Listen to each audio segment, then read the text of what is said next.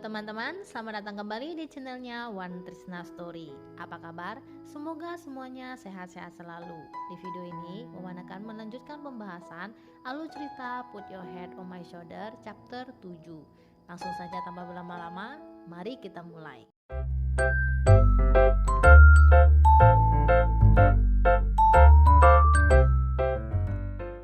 Di chapter sebelumnya, Fufu yang datang di rumah Wei minum hingga mabuk setelah mendengar perkataan Momo yang mengatakan Fufu bukanlah pacar Momo. Dalam keadaan mabuk, Fufu mengira Wang San adalah Momo. Betapa kaget Momo melihat kejadian tersebut. Fufu pun tidak mengira atas apa yang diperbuatnya, mencoba menjelaskan. Begitu juga dengan Wang San. Namun Momo menyuruh Wang San untuk pulang terlebih dahulu. Momo yang ingin memungut pecahan gelas, melihat kondisi Momo, Wei mengatakan biarkan saja, Wei akan membersihkannya. Momo terkenang saat-saat Fufu yang terus menyakiti Momo dan terus membuat Momo menangis. Momo yang akan pergi dari rumah Wei tiba-tiba dihadang oleh Wei yang mengatakan Momo tidak boleh pergi sebelum membersihkan semua rumah. Bukankah Momo sudah membersihkan rumah sambil melihat rumah Wei yang sudah bersih? Sebenarnya Wei hanya beralasan agar Momo tidak pergi dari rumah Wei. Bingung mencari alasan apa lagi, Wei melihat stiker lalu menyuruh Momo mencabut stiker tersebut tanpa merusak cat di dinding. Jika Momo merusak cat di dinding, Momo harus memperbaikinya sebelum pergi. Namun ternyata ketika Momo mencabut stiker, cat di dinding tidak rusak. Sudah selesai, saatnya Momo pergi. Lagi-lagi gagal membuat Momo tidak pergi, Wei mendapatkan ide. Lubang air kamar mandi tersumbat. Ketika dicek, Momo merasa lubang air kamar mandi tidak tersumbat. Wei mulai menjelaskan teori tentang air. Melihat pergerakan air yang lambat, sudah dipastikan lubang airnya tersumbat. Sebagai fisikawan dan kejeniusan Wei, ada sesuatu yang menjadi penyebab. Yang menjadi penyebabnya yaitu adalah rambut Momo. Merasa disalahkan, Momo dengan kesal membersihkan lubang air. Karena tidak bisa membersihkan lubang airnya, Momo lalu pamit pergi. Wei mencegah Momo pergi lagi dengan mengatakan sudah terlalu malam. Besok Wei akan menghubungi tukang ledeng. Namun besok Wei tidak ada di rumah, menyuruh Momo besok untuk menunggu si tukang ledeng datang. Berhasillah ide Wei. Momo tidak jadi pergi di malam itu. Di ruang tamu, Momo dan Wei saling curi pandang. Momo berangkat dari sofa, Wei mengira Momo akan pergi, yang ternyata Momo berangkat dari sofa karena Momo lapar. Momo ingin memasak sesuatu untuk Momo, juga untuk Wei. Lalu Momo mengecek di kulkas dan mendapati makanan yang ingin dimasak Momo telah habis dimakan Wei. Merasa tanggung jawab telah menghabiskan, Wei lalu membeli makanannya. Terus ditanya Wei Momo mau makan apa lagi, Momo memutuskan untuk ikut pergi. Di tempat pembelanjaan, Momo dan Wei terlihat seperti layaknya sepasang kekasih. Wei yang sangat menyukai peralatan elektronik segera menghampiri toko elektronik membeli peralatan elektronik yang banyak. Momo yang kehilangan jejak Wei akhirnya menemukan Wei di toko elektronik. Momo marah, Wei membeli peralatan elektronik yang banyak. Tidak menggubris ocehan penjual yang mengatakan alat ini dapat menemani Wei bicara. Tidak usah beli, Momo juga bisa menemani Wei berbicara. Lagi-lagi penjual melayu Wei. Jika Wei menyayangi pacar Wei, berilah alat ini. Alat ini sangat membantu. Kesal dengan ocehan penjual, Momo mengatakan Momo dan Wei bukan pasangan kekasih. Si penjual bergumam, jika bukan pacar, kenapa Momo mengatur Wei? Akhirnya Wei memutuskan hanya membeli satu alat elektronik. Di kasir, si kasir menawarkan promo karena belanjaan Momo hampir mengenai target mereka. Namun target belanjaan Momo kurang sedikit. Si kasir menyuruh Momo mengambil permen karet agar target Momo tercapai. Di rumah, alat elektronik yang dibeli Wei adalah pembersih lantai. Sambil membaca cara penggunaan, Wei mengambil permen karet lalu memakannya. Kagetlah Wei, permen karet yang Wei makan ternyata bukan permen karet melainkan alat kontrasepsi. Momo selesai mandi. Merasa malu, Wei menyembunyikan alat kontrasepsi di tas Wei. Lalu Momo pamit tidur kepada Wei.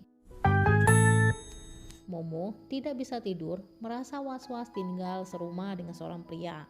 Sedangkan Wei memikirkan alasan agar Momo tidak pergi dari rumah Wei. Setelah lama berpikir, akhirnya Wei menemukan alasan agar Momo tidak pergi. Sampailah hari Momo menunggu si tukang ledeng datang. Momo keheranan Wei masih ada di rumah karena sebelumnya Wei berkata di hari saat si tukang ledeng datang Wei tidak ada di rumah. Wei beralasan Wei akan pergi sebentar lagi. Dimulailah Wei menjelaskan alasan yang telah ditemukan Wei semalam. Apakah Momo akan kembali ke asrama? Sebaiknya Momo tetap tinggal di rumah Wei. Kenapa? Pertama, rumah Wei dekat dengan perusahaan yang baru saja mewawancarai Momo. Momo bisa pergi kerja hanya dengan jalan kaki. Namun Momo berkata, Momo belum pasti diterima. Kedua, belakangan ini patroli asrama semakin ketat. Universitas sangat jauh jika Momo mulai bekerja. Ketiga, ibu Momo telah memberikan ibu Wei uang sewa selama 1 tahun. Itu bisa membiayai Momo hingga lulus. Ibu Wei sebenarnya bisa saja mengembalikan uang sewa jika Momo tidak tinggal di rumah Wei. Namun Wei tidak tahu apakah ibu Momo akan mau memberikan uang untuk sewa di tempat lain. Mendengar penjelasan Wei, Momo tampak berpikir. Ketukan pintu rumah berbunyi. Yang datang si tukang paket. Paket ibu Momo telah sampai. Isi paket ibu Momo adalah surat kontrak bahwa Momo berjanji tidak akan pindah dari rumah Wei. Wei pun senang menerima isi paket dari ibu Momo. Dengan meyakinkan Momo lagi, Wei memperlihatkan surat kontrak tersebut kepada Momo. Sambil berkata, Wei tinggal di rumahnya sampai eksperimen di kampus sama selesai. Setelah selesai, Wei akan kembali ke asrama sekolah. Heran dengan Wei yang seakan-akan ingin Momo tinggal di rumah Wei, Momo menanyakannya. Untung saja Wei mendapat alasan karena Wei takut dengan ibu Momo. Kembali ketukan pintu rumah Wei berbunyi. Akhirnya si tukang ledeng datang. Wei menyuruh Momo pergi, biar Wei saja mengurusnya. Momo pamit pergi, bergegas Wei mengecek kamar Momo yang menyangka Momo pamit pergi untuk pindah dari rumah Wei. Memegang surat kontrak perjanjian, Wei yang tidak ingin Momo mengambil surat kontrak tersebut lalu menyembunyikan surat kontraknya.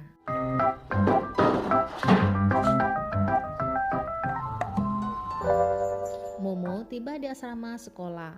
Momo bersenang-senang dengan Menglu dan Niu. Suasana senang tiba-tiba hilang setelah Wang San datang. Akibat peristiwa Fu Fei yang ingin mencium Wang San di waktu Fu Fei mabuk di rumah Wei, membuat suasana canggung antara Momo dan Wang San. Kabar gembira datang, Momo dihubungi pihak perusahaan periklanan yang mengatakan Momo telah lolos wawancara dan tes. Merasa ada yang aneh antara Momo dan Wang San, Menglu menanyakannya. Tidak ada apa-apa antara Momo dan Wang San, namun Menglu tetap merasa ada yang aneh. Mengalihkan pertanyaan Menglu, Momo mengatakan Momo akan pindah ke rumah Wei karena Momo telah diterima bekerja di perusahaan iklan. Menglu senang mendengar Momo telah diterima. Begitu juga dengan Wang San yang diam-diam menguping pembicaraan Momo dan Menglu yang ikut juga merasa senang. Di kamar asrama Wei, teman Wei bernama Ake dihubungi pacarnya mengajak Ake mengadakan acara kumpul karena nilai kegiatan ekstrakurikuler pacar Ake rendah. Teman sekelas lainnya yaitu Xiao Pang telah menyetujui untuk ikut. Giliran Ake menanyai Wei. Bagaimanapun Ake membujuk Wei tetap tidak mau ikut. Di kantin sekolah, Momo makan bersama Menglu. Melihat pacarnya, Menglu melambaikan tangan. Yang dilihat Momo, Menglu melambai tangan untuk Wei. Kagetlah Momo mengira Wei adalah pacar baru Menglu. Wei menghampiri meja makan Momo dan Menglu. Tahu Wei adalah pacar Menglu, entah kenapa Momo merasa malu kepada Wei. Ternyata Momo salah paham, pacar Menglu adalah Ake. Selain tidak tahu Ake adalah pacar Menglu, Momo pun tidak mengetahui bahwa Ake adalah teman sekamar asrama Wei. Lagi-lagi, Momo tidak mengetahui tentang Menglu yang ingin mengadakan acara kumpul. Namun Momo tidak bisa ikut karena Momo harus magang. Menglu meyakinkan Momo untuk ikut. Acara kumpul diadakan sebelum Momo mulai magang. Acara ini untuk pengumpulan nilai ekstrakurikuler Menglu. Momo harus mendukung Menglu. Lagi pula acara kali ini kita akan ke pantai. Momo langsung mau ikut setelah mendengar kata pantai. Wei juga ikut setelah mengetahui Momo mau ikut. Ake merasa ada yang janggal dengan Wei. Bukankah sebelumnya Wei tidak mau ikut? Wei beralasan Ake tidak memberitahu akan pergi ke pantai. Menglu yang sudah mengetahui maksud Wei kenapa ingin ikut, menghentikan Ake yang menanyai Wei terus. Selesai makan, Menglu pergi berkencan dengan Ake. Sedangkan Momo dan Wei, Momo mengajak Wei untuk membantu Momo memindahkan barang-barang Momo ke rumah Wei. Nanti Momo akan traktir Wei buah kesukaan Wei, yaitu buah semangka. Di lapangan basket, Fufe tidak konsen bermain basket, terus memikirkan kejadian Momo yang melihat Fufe ingin mencium Wangsan. Setiba Fufe di asrama, Ake sedang menghubungi pacarnya mendiskusikan mengenai acara kumpul di pantai. Ketika Ake menyebut nama Momo, Fufe yang mendengar langsung nama Momo tidak peduli dengan acaranya apa, Fufe tetap mau ikut. Menuju rumah Wei membantu Momo membawa barang-barang Momo. Karena tangan Wei yang sudah penuh dengan barang bawaan, Wei meminta bantuan Momo mengambil kunci rumah di dalam tas Wei.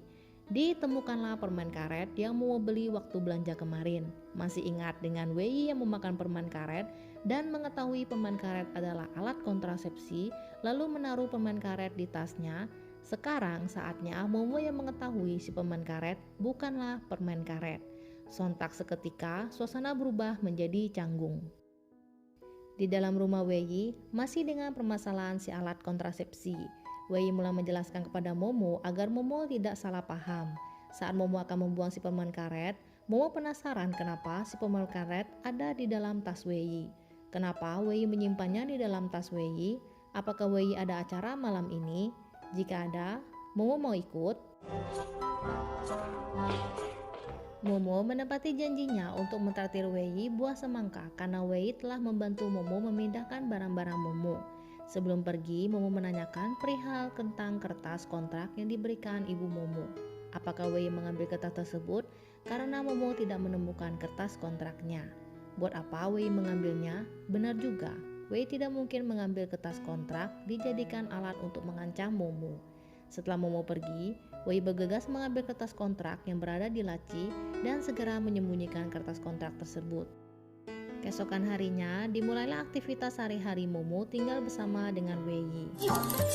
Yes!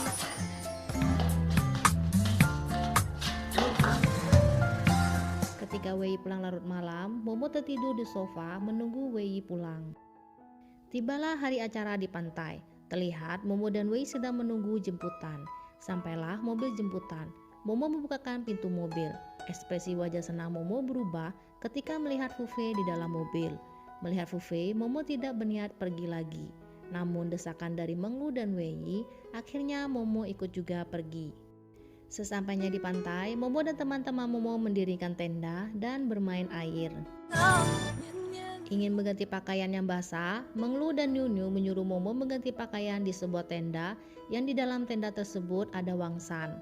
Menglu dan Nyunyu membohongi Momo di dalam tenda tidak ada siapa-siapa. Momo masuk dan ingin keluar setelah mengetahui ada Wangsan di dalam tenda.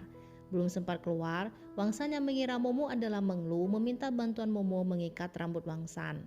Setelah selesai mengikat, Wangsan baru mengetahui yang mengikat rambutnya ternyata adalah Momo. Wangsan mengajak Momo bersaing secara adil mengenai Fufe. Momo tidak mau bersaing dengan Wangsan karena tiba-tiba Momo merasa Momo tidak menyukai Fufe lagi. Apakah Momo tidak menyukai Fufe lagi karena Wangsan? Momo bersumpah bukan karena Wangsan Momo tidak menyukai Fufe lagi. Nyunyu bersama dengan Xiaopang bermain air, sedangkan Momo sendirian bermain layang-layangan. Momo mencoba menerbangkan layangan, tiba-tiba Momo menabrak Wei. Momo yang tidak bisa menerbangkan layangan lalu menyuruh Wei menerbangkan layangan tersebut. Berhasillah layangan diterbangkan. Karena sudah berhasil, Wei menyuruh Momo mencoba menerbangkan layangannya. Ketika menerbangkan layangan, Momo tanpa sengaja melihat Fufe menerbangkan layangan bersama wanita-wanita lain. Momo tidak apa-apa, seperti layaknya layangan. Jika tali layangan diberikan kepada orang lain, layangan akan berusaha terbang menjauh. Layangan tidak pernah berpikir bahwa orang yang memegang talinya bisa lelah. Alasan tidak melepaskan layangan hanya karena merasa sulit. Mendengar penjelasan Momo, Wei memutuskan tali layangan. Tidak sulit jika tali layangan diputus. Bukan mengerti maksud Wei, Momo kesal Wei telah memutuskan tali layangan yang dengan susah payah Momo menerbangkannya. Di sisi Fufe, melihat kedekatan Momo dan Wei, Fufe merasa sedih. Di saat Momo sedih, lagi-lagi Wei lah yang menghibur Momo. Momo mengambil kerang menanyakan kepada Wei, "Ini kerang apa?" "Pokoknya kerang." "Mungkin ini belian, itu hanya keramik toilet." "Oh." Di dalam keong laut, kabarnya ada suara laut. Dan benar saja, di dalam keong laut ada suara laut. Wei kembali mematahkan semangat Momo dengan menjelaskan berdasarkan teori hukum resonansi yang hanya dimengerti oleh Wei. Tidak ingin mendengar penjelasan Wei yang tidak dimengertinya, Momo dengan kesal pergi. Momo pergi, Wei mengumpulkan kerang dan keong laut. Dan ternyata, Fufei juga sama mengumpulkan kerang dan keong laut. Sampai di sini pembahasan alur cerita Put Your Head on My Shoulder chapter 7. Terima kasih bagi teman-teman yang telah menonton video ini. Jika teman-teman menyukai videonya Wan Wan, jangan lupa ya untuk like, subscribe, komen, dan share channelnya Wan Trisna Story. Akhir kata dari Wan Wan, sampai jumpa di video selanjutnya. Bye-bye.